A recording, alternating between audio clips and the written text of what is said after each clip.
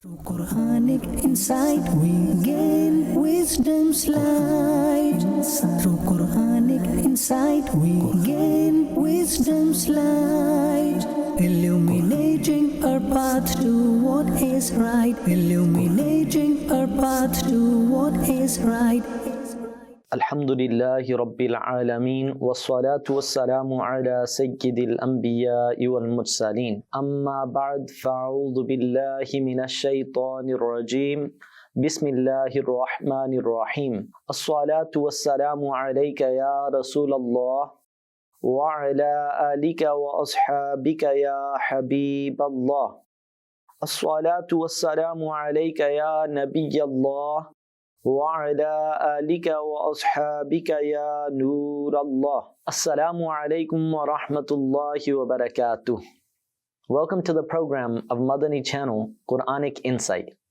In the previous episode, we discussed the topic selected from Surah Al-Ma'idah, the warnings against abandoning Quranic commands. Initially, we outlined the warnings against not acting upon the commandments of the Quran. Then we elaborated on the consequences of not acting upon the Quran, including the punishment for neglecting some of its commands while following others, the revolutionary power of the Quran, the practice of the beloved Prophet ﷺ regarding the Quran, and our attitude towards the Quran, etc. Today, in our episode, we will discuss a new topic selected from Surah Al-Ma'idah: help in acts of goodness.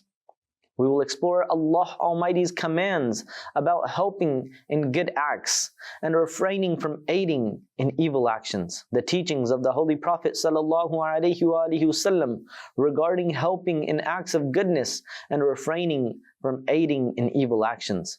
We will also discuss the virtues of guiding towards goodness and examples of assisting in acts of goodness.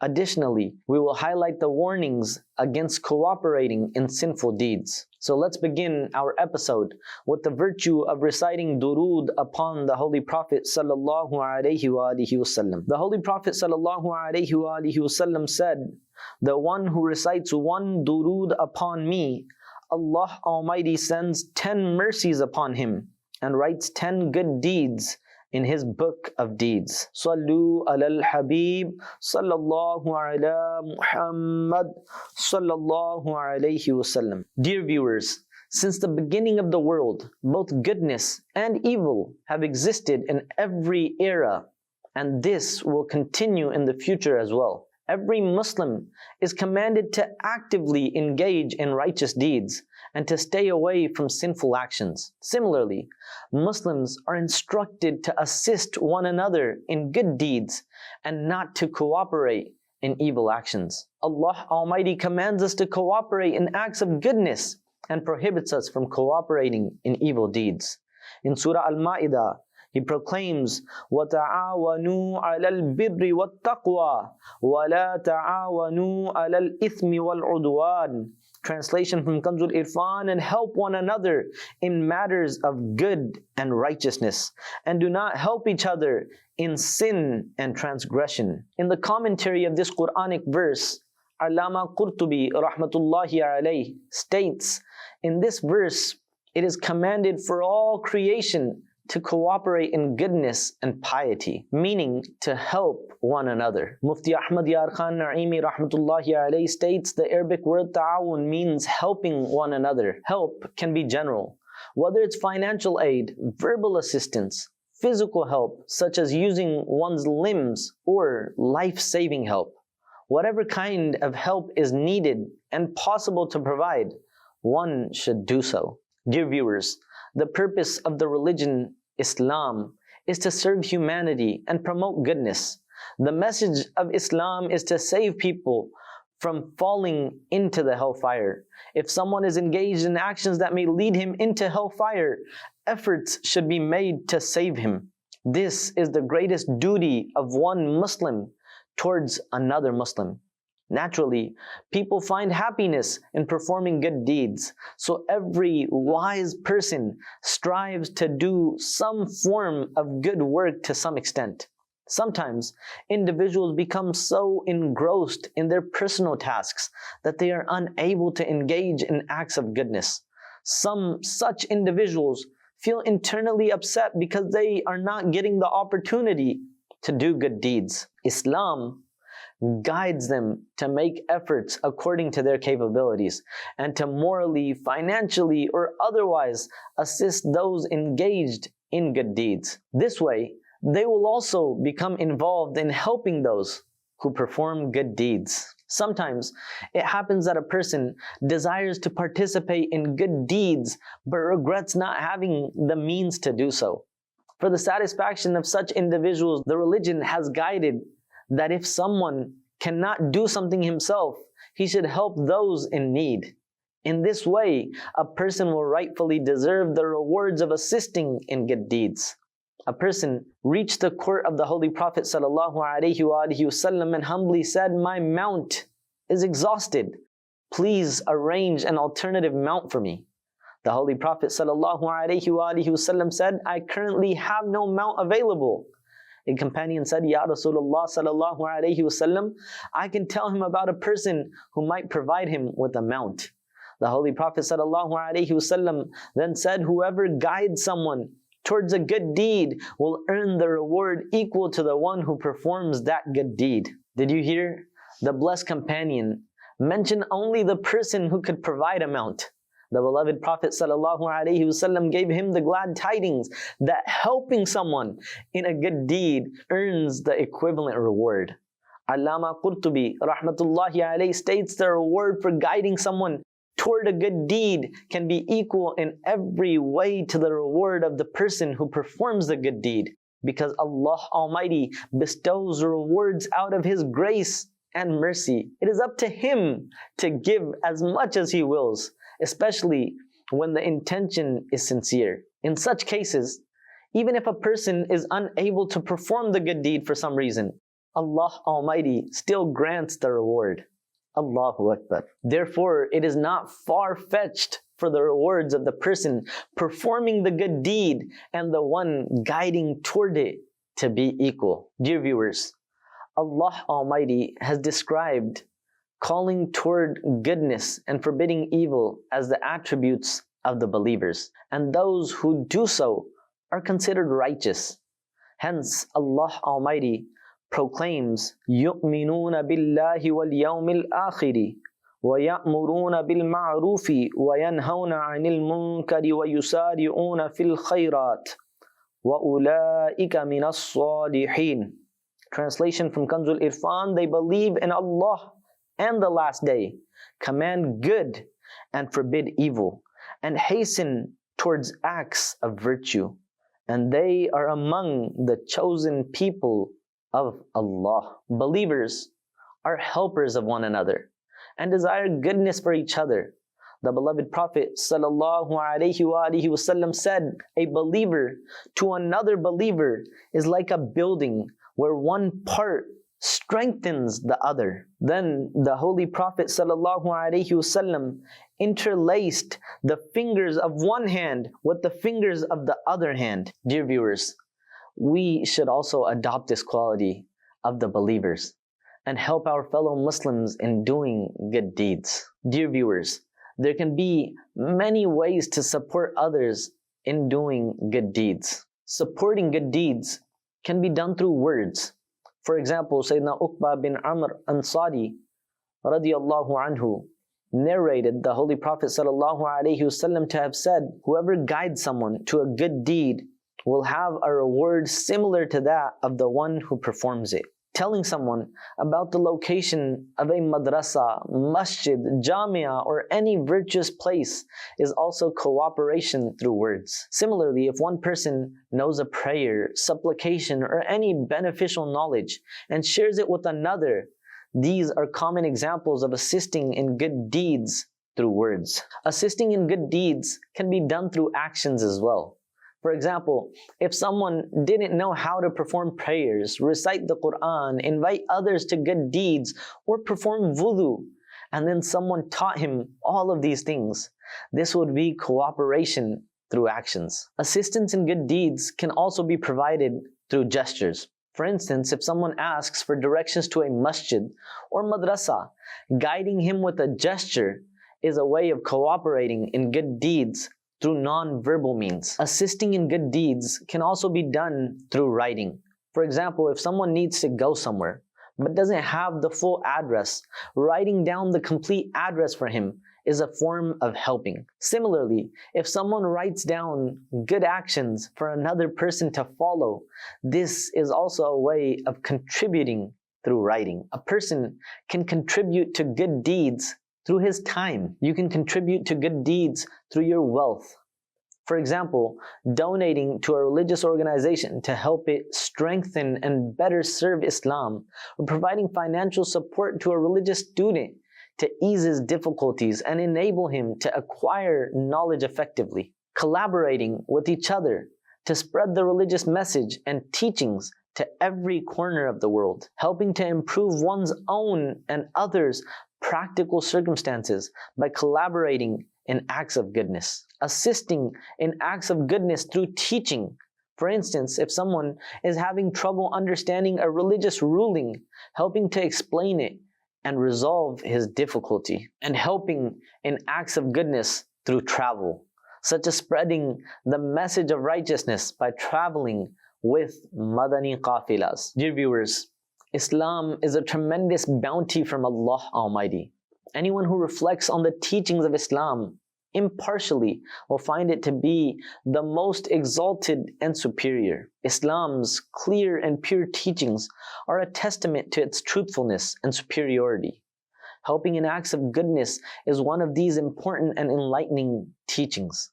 It is a shared responsibility of the Muslim Ummah not only to assist in acts of goodness, but also to avoid aiding in acts of wrongdoing. Allah Almighty has commanded us not to assist in sin and oppression, and has warned those who do so of His severe punishment. Hence, in verse number 2 of Surah Al-Ma'idah, Allah Almighty proclaims, وَلَا تَعَاوَنُوا عَلَى الْإِثْمِ وَالْعُدْوَانِ وَاتَّقُوا اللَّهَ إِنَّ اللَّهَ شَدِيدُ الْعِقَابِ. Translation from Kanzul Irfan, and do not help each other in sin and transgression, and be mindful of Allah. Indeed, Allah is severe in retribution. Dear viewers, Islam is a complete religion that encompasses all natural and inherent needs. Human nature favors good habits and grows weary of bad actions and traits. Allah Almighty has commanded us to embrace goodness and stay away from wrongdoing. He sent prophets and messengers to teach humanity obedience to Him, to invite them to righteousness, and to guide their hearts with the light of divine knowledge. The prophets and messengers have always called people towards goodness and guidance, while Satan, cast out from the divine court, has been dedicated to leading people astray. Thus, guiding towards good and righteousness is the way of the prophets, while calling towards sins and wrongdoings is the way of Satan. Those who guide towards goodness follow the way of the prophets, while those who lead towards evil follow the path of Satan. Dear viewers, just as those who guide others towards goodness earn ongoing rewards, those who assist in wrongdoing incur big sins. The one who helps in sin is burdened with sin similar to that of the sinner. As the Holy Prophet ﷺ said, whoever invites others to guidance and goodness will receive a reward equal to that of those who follow the guidance, without diminishing their own reward. Conversely, whoever invites others to misguidance will bear a burden of sin equal to that of those who follow the misguidance, without diminishing their own sins. In addition to this, there are many ahadith stating that those who assist in sins are considered as sinful as those who commit the sins. For example, both the writer and the two witnesses of usury are cursed and regarded as equal partners in the sin. Sayyidina Jabir radiyallahu anhu narrated that the Holy Prophet sallallahu alaihi wasallam cursed the one who accepted usury, the one who paid it, the one who recorded it, and the two witnesses to it, saying all of them are equal in sin. Similarly, those who make alcohol, those who order its production, those who transport it, and others who assist in its distribution were cursed. Sayyidina Anas bin Malik radiallahu ta'ala anhu states, the Holy Prophet sallallahu alaihi wasallam cursed 10 people in connection with alcohol. The one who makes it, the one who orders its production, the one who drinks it, the one who carries it, the one to whom it is delivered, the one who serves it, the one who sells it, the one who profits from its sale, the one who buys it, and the one for whom it is bought.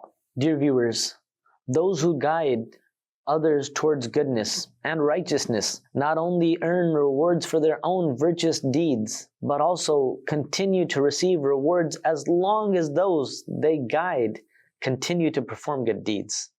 So those who become a means of guidance, inviting others to pray, fast, perform hajj, give zakah, and engage in the remembrance of Allah Almighty, are truly fortunate. They encourage others to recite the Holy Quran, serve humanity, fulfill the rights of neighbors, and care for their parents and family. Conversely, those who lead others into misguidance and contribute to spreading false beliefs, immorality, betrayal, and corruption are indeed unfortunate. Those who cause people to turn to movies, TV shows, songs, music, and sinful behavior bear the burden of their own sins as well as the sins of those they led astray. Dear viewers, it is stated in a hadith that if a person introduces an evil practice, the burden of the sins of all those who follow that practice until judgment day will be added to his record. Therefore, our pious predecessor said, passing off a counterfeit coin is far worse than stealing $100. This is because stealing $100 is a single sin, limited to the thief's own actions, and it affects only him. In contrast, circulating a counterfeit coin creates an ongoing sin that persists as long as the fake coin continues to circulate among people. Therefore, the person who starts the use of the fake coin will continue to incur sins for all the harm caused by the fake coin, both during his lifetime and after his death, until the fake coin is no longer in circulation. Blessed are those whose sins come to an end with their death, and it is unfortunate for those who die but their sins continue even after their passing. Dear viewers, those who are involved in a sin that leads others to commit the same sin should repent for their actions. If they don't, their record of sins will continue to grow as long as people follow their wrongful ways. A blessed hadith states, the one who repents from sin is like the one who has not sinned at all. Hence, repent of your sins and return to the court of Allah Almighty. May Allah Almighty enable us to help in acts of goodness and refrain from cooperating in evil actions. Ameen Ya Rabbal Alameen. Sallu ala al-Habib sallallahu ala Muhammad sallallahu alayhi wasallam. Dear viewers, in today's episode we discussed a topic from Surah Al-Ma'idah, help in acts of goodness, where we covered the commands of Allah Almighty and the Holy Prophet sallallahu alayhi wasallam regarding helping in acts of goodness and refraining from helping in sinful acts. We then talked about the virtues of guiding others towards goodness and the various ways to assist in good deeds. In the end, we discussed the warnings against cooperating in sinful actions. May Allah Almighty accept our endeavors. Insha'Allah, we'll be back in the next episode with a new topic. Keep watching Madani Channel. Sallu ala al-Habib sallallahu ala Muhammad sallallahu alayhi wasallam. Through Quranic insight we gain wisdom's light.